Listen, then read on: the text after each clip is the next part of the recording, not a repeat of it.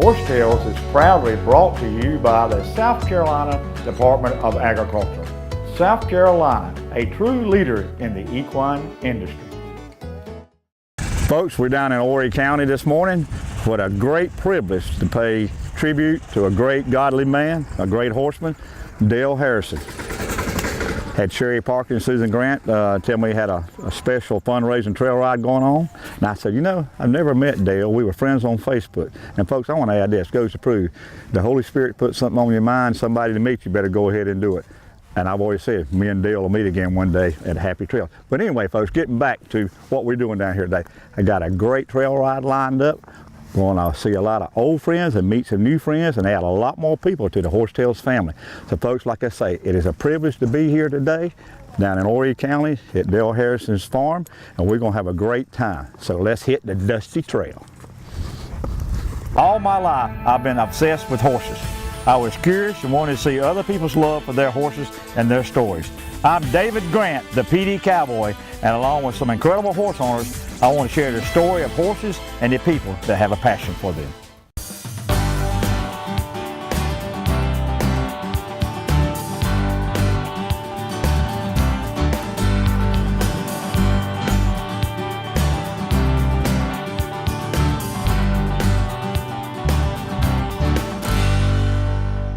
Folks, joining now is Sherry Flower from Nichols, South Carolina. They almost got washed away, but not today, folks. Sherry, it's great being down here. But first, tell me a little bit about Sherry Flowers. I know you're a retired school teacher and you got your barrel racing a little bit. Tell folks a little bit about who you are. Well, I just have a passion for animals. I have a passion for horses and passion for children and passion for people. And I taught school for 30 years, retired recently, and I've retired from that school system, but not from life. So I'm heading on and I'm doing things to help other people. Well, that brings us to today. I'm not retired, I'm just tired, Sherry. No. But I'm not tired of what we're going to do here today. We're down here, you're the queen pin of this great event we got going on today. So share with the audience what's happening today. Okay, when Mr. Dale Harrelson passed away, it was unexpected. And I know that he had had a lot of health problems, but I felt like something just came over me that I wanted to help. So I thought about who to get as a crew, and I got lots of good people, because it takes, just like raising a family, a child, it takes a village. And just like putting on a production of a trail ride, it takes many people. So I got them together and I talked with Miss Janet Harrelson, who is Dale's wife, wonderful person, and I decided, let's do this. And she said it would be great. And so the funds from this benefit will help to pay for his medical bills and anything else, because, you know, it's just something that we need to do is to help each other. So, Well, if we both can keep our emotions here, because I dropped you an email and you had, I hope somebody can say some things about me, but can you just share from your heart some things you said about Dale Harrison, because I know I can't get them out. Right. And I'll be right here as you try to do that. Okay. Well, Mr. Dale Harrelson was loved by everyone, and the reason is because he had God in his heart. He was a very godly cowboy, and he was known as Cowboy Dale. And everybody loved him because he also loved other people, and he put on trail rides. He would take in other people's horses that were needy, rescue horses, and he himself owned like 20 some horses, but he would still take in other horses. And how he did it, I don't know. And like I told you, I don't even know where he worked, but I still knew him for over 20 years, and I feel like what goes around comes around, and I felt like everybody needed to know him. And that's what we plan to do here today. Folks, I've said it thousands of times. Because of the horse, my life has stayed on course, and you can see that Sherry's sharing her heart. so has hers. And you know that Dale Harrison, through his family, and so his legacy is going to live on. So, folks, I hope you have a great time enjoying this day. I know we are. Let's ride on. Let's ride. Folks, join me now, Susan Grant and Janet Harrelson. Janet, thanks for having Horsetails here. Glad to have you. Like I said earlier, I never met Dale, but I felt like we rode a lot of trails together. Yes, sir. And we got Susan and any of you here because y'all were good friends. Susan, I know you want to share some stories or just pick at Janet here a little bit, because I know Dale's looking down on us. Yes, sir. Well, all I have to say is good things about Dale. I've known Dale a long time. We used to barrel race a little bit together, and just our children kind of grew up together, and Janet's just a heart of gold. Her and Dale, both. If anybody needed anything, these people were good to everybody. I don't know if they had ever had any bad things to say about anybody. But Janet, you know Dale's here with us today. Yes, sir. Yeah. So. Yeah, I was kind of saying, and Dale said, darn, I had to leave this side just to get another trail ride at the house. So we're going to pay tribute to him today. Thank you. And we hope to get Janet on the horse today. I know she's been missing it.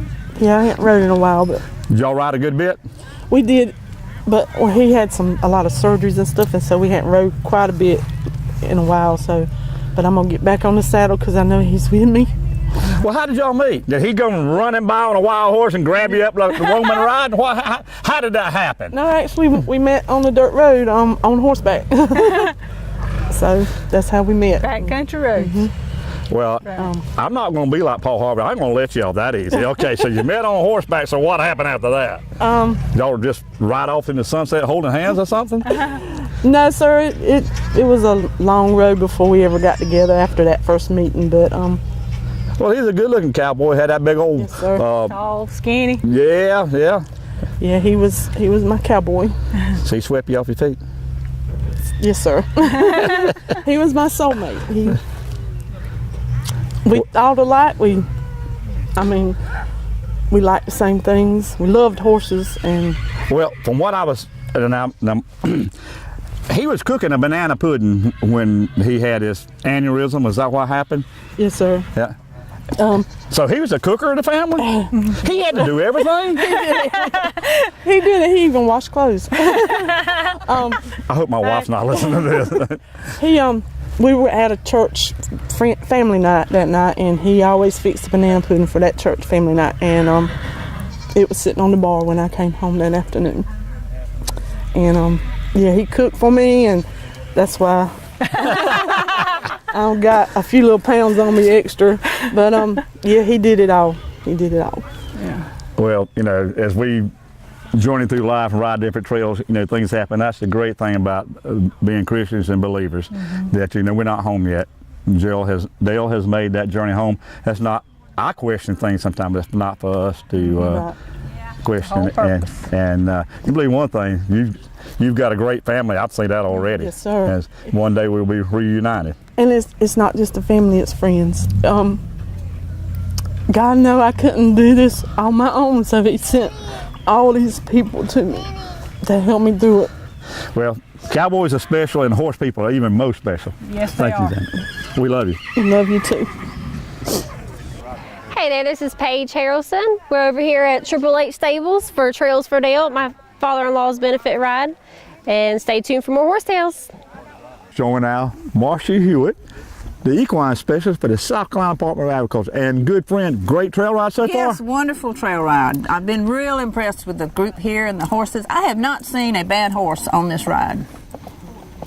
So that's why I'm staying behind you. But anyway, Marcia, every time we get together, one thing that comes up, South Carolina, smiling faces, beautiful places, redundant on that, but a lot of the ladies we meet and riding and talking from up north and move south and get horses and then enjoying the state. Yes, that's something a lot of folks don't realize. There have been a big influx of people coming from other parts of the country to live in South Carolina because we have such great places to ride. Farms, they're buying farms, not just 2 and 3 acres, but hundreds of acres.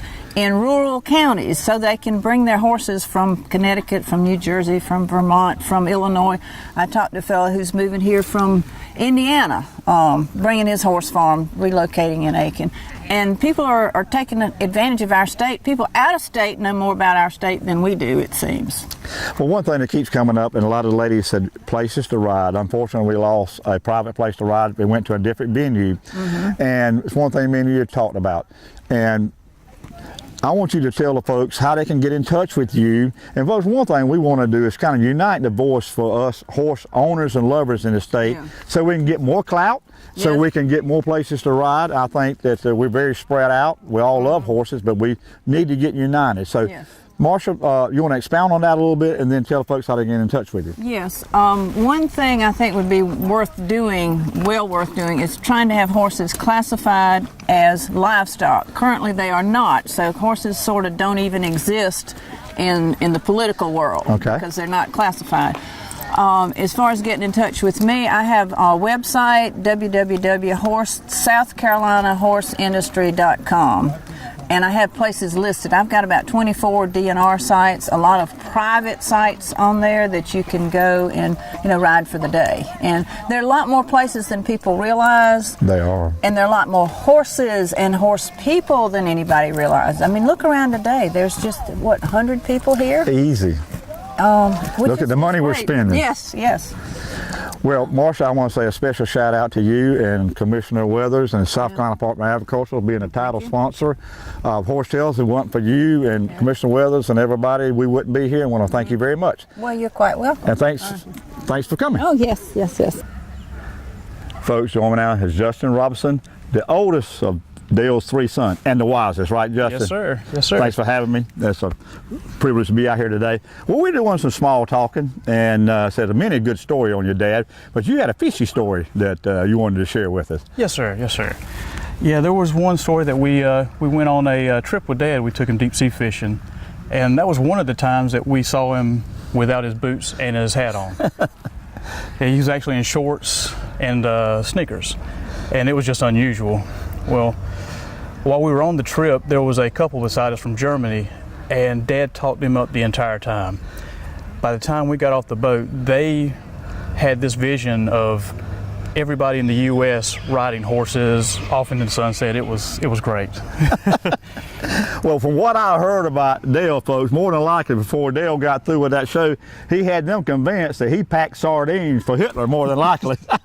Yes, sir. Well, did you catch any fish on that trip? Actually, we did, and we ended up getting the ones that the Germans caught because they didn't know what to do with them, so Dad started showing them how to clean them and everything before they even got into their car. Dad was getting them ready to put in the car. They were like, no, y'all need to take those.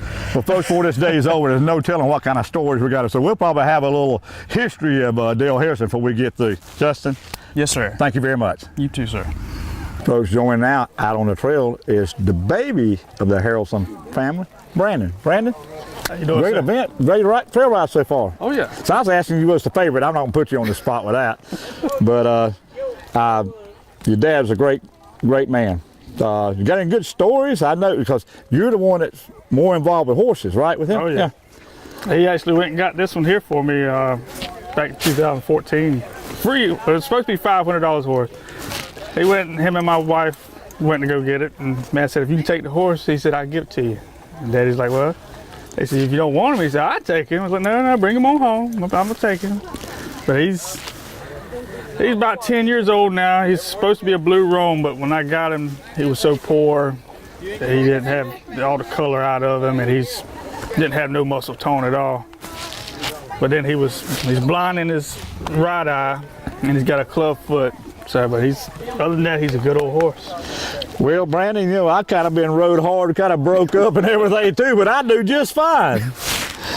Well, so you carrying on Dale's tradition a little bit. I see you still got a bunch of horses around the barn and everything. So I got 3 of my own. I got my horse, I got my wife's horse, which is a 18-year-old Tennessee Walker, and I actually got my soon-to-be son. Got him a horse that my dad last colt my dad gave birth to at the barn. Really? Yeah.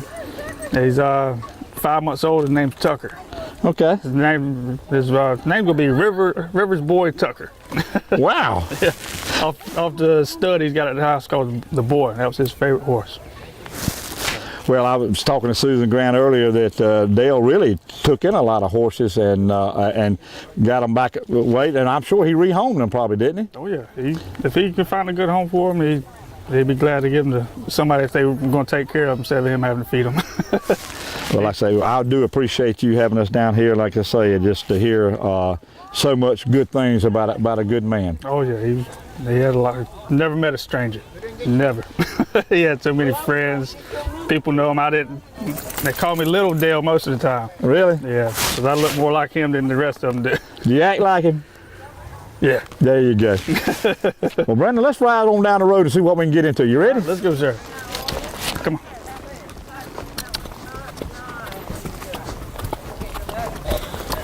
Folks, on now is Shane Harrelson, the middle son. Caught right dead in the middle. But Shane, thanks for having me out. Oh, appreciate it. Now, you're in the military, and we want to thank you for serving our country. Got a little story, because you started off in the Air Force and transferred over, right? Yes, sir. So you got a good little story about your dad. Yes, sir, I do. Yeah. He came down to Texas to watch me graduate. So he was excited about that because Texas, you correlate that with cowboys. Yeah. And ranches. So he got down there, he was totally disappointed because Lackland Air Force Base is right dead in the middle of San Antonio, Texas. No cowboys, no ranches. All he seen was a whole bunch of ostriches.